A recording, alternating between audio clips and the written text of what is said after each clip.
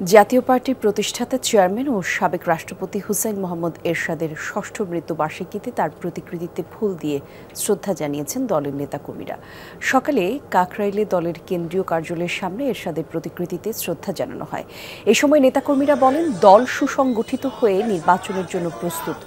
নতুন বাংলাদেশ করতে সারা বাংলাদেশে জাতীয় পার্টি আগের মতোই উঁচু হয়ে দাঁড়াবে, এমনটাও জানান তারা।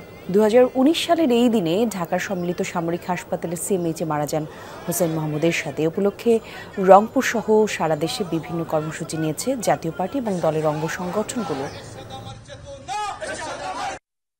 পল্লীবন্ধু হুসাইন মোহাম্মদ এরশাদের ষষ্ঠ মৃত্যুবার্ষিকী সারা দেশে জাতীয় পার্টির নেতাকর্মীরা যথাযোগ্য মর্যাদায় আজকের এই দিনটি উদযাপন করছে।